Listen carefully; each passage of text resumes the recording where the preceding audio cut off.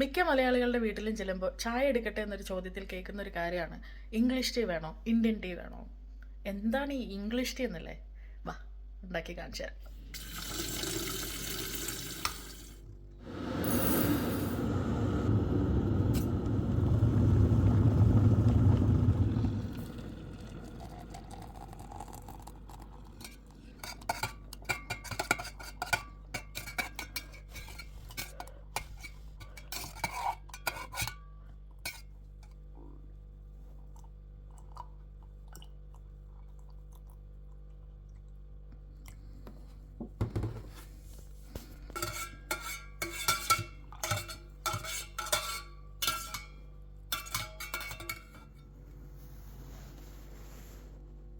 നല്ല കടുപ്പമുള്ള tea bag അല്ലെങ്കിൽ ഈ ഇംഗ്ലീഷ് ടീ നമ്മുടെ ഇന്ത്യക്കാർക്ക് ഒരു പരാജയം തന്നെയാണ് കേട്ടോ.